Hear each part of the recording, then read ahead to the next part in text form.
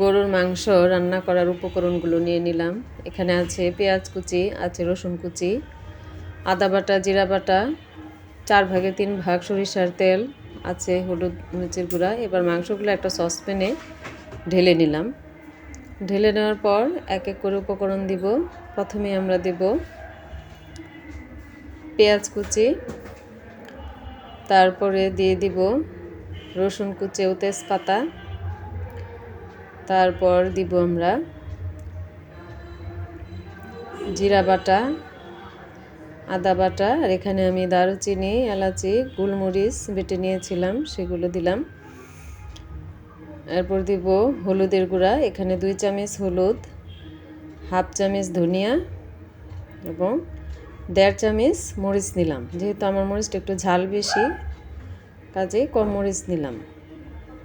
এগুলো সব দেওয়ার পরে দিয়ে দেব পরিমাণ মতো লবণ। এখানে আমি 1.5 চামচ লবণ দিয়েছি।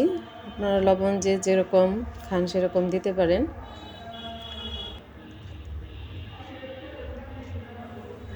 এরপর জয়ফল, জয়ত্রী বাটা দিলাম। এরপর দিলাম সরিষার তেল। সবগুলো উপকরণ দেওয়ার পর ভালোভাবে মেখে নিব, কারণ এই গরুর মাংসটা আমি মাখিয়ে রান্না করব। ভালোভাবে মাখলে মাংসগুলোর ভিতরে মশলাগুলো ঢুকে যাবে। এবং এই মাখার পরে আমরা 10 মিনিটের জন্য রেস্টে রেখে দেব। 10 মিনিট শেষে আমার মশলা বাটার একটু পানি ছিল, সেটাও দিয়ে দিলাম। এবার আমরা মাংসগুলো 10 মিনিটের জন্য রেখে দেব। রেখে দেওয়ার পরে 10 মিনিট রাখার পর আমরা চুলায় বসাবো। চুলায় প্রথমে আমরা 15 মিনিট মিডিয়াম হিটে রান্না করব। 15 মিনিট পরে দেখা যাবে মাংসগুলো থেকে অনেকটা পানি ছেড়ে দিয়েছে। এবার মাংসগুলো নেড়ে চেড়ে উপরে নিচে করে দেব। মাংসগুলো আসলে বারবার নাড়তে হয়, নাড়ার ফলে মাংসগুলো লেগে যায় না। এ কারণে খেয়াল রাখতে হবে, যেহেতু আমরা এখানে এখনও কোনো পানি অ্যাড করিনি, কাজে মাংসগুলো নাড়তে হবে। এবার নেড়ে চেড়ে আরও 5 মিনিট আমরা লো হিটে রাখবো। 5 মিনিট পর দেখা গেল মাংস থেকে একবারে তেল বেরিয়ে এসেছে, তার মানে মাংসগুলো কষানি হয়েছে। কষানোর এবারেও আমরা উপরে নিচে নাড়ব। এবারেও আমরা উপরে নিচে নেড়ে দেব। মাংস মূলত নাড়াচাড়ার উপরে রাখতে হবে, কারণ নাড়াচাড়া ঠিক মতো না দিলে হয়তো লেগে যেতে পারে। আমারটা প্রায় লেগে গিয়েছিল, কিন্তু লাগেনি, পুরোপুরি লাগেনি। আপনারা চেষ্টা করবেন বারবার নাড়া দিতে, কারণ এখনও যেহেতু পানি অ্যাড করা হয়নি, তাই মাংসগুলো বারবার নাড়তে হবে এবং খেয়াল রাখতে হবে যেন লেগে না যায়। এখন আমরা কিছুটা গরম পানি অ্যাড করব। গরম পানি অ্যাড করলে মাংসের স্বাদটা অনেক গুণ বেড়ে যায়। এখানে আমি 3 কাপ গরম পানি অ্যাড করছি। গরম পানি অ্যাড করার পরে আমরা 15 মিনিট হাই হিটে রান্না করব।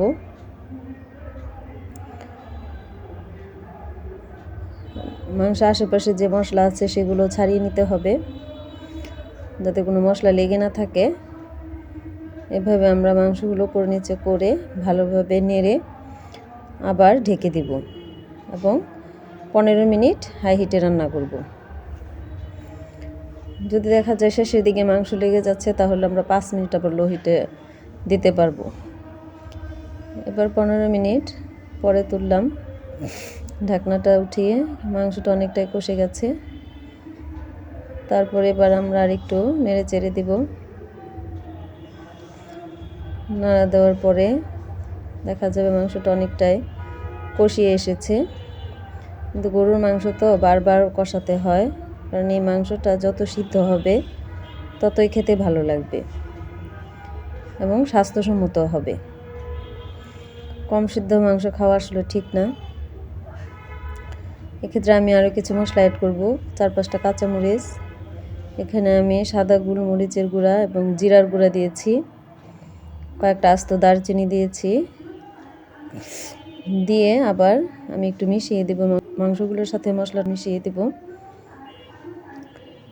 মিশিয়ে একটু নাড়াচাড়া করব, একটু নেড়ে দেব, নেড়ে মিশিয়ে দেব। মেশানোর পর আবার আমি একটু ঢেকে দেব 5 মিনিটের জন্য। 5 মিনিট পর আবার দেব। মাংসটা অনেকটাই কষে গেছে, তারপরেও কষে গেছে মাংসটা, কিন্তু তারপরে আরেকটু নাড়াচাড়ার পরে আর 2 কাপ পানি অ্যাড করব। অবশ্যই পানিটা গরম করে নেবেন। আর 2 কাপ গরম পানি অ্যাড করতে হবে।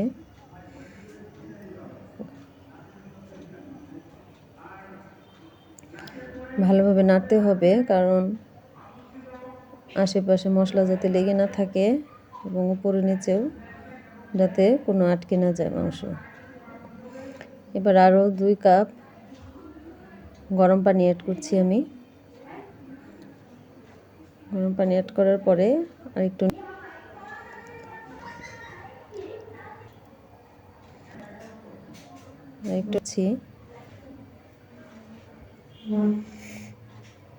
আরেকটু ঢেকে দেব।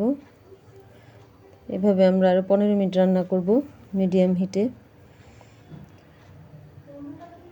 এবার মাংস পুরোপুরি কষে গেছে এবং খাওয়ার জন্য রেডি।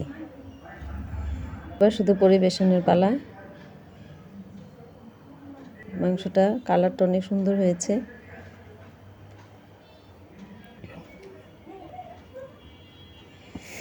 তো আমরা গরুর মাংস রান্না করে খেয়ে দেখতে পারি। মাখিয়ে গরুর মাংস রান্না একবার ট্রাই করে দেখবেন কেমন লাগে। ধন্যবাদ।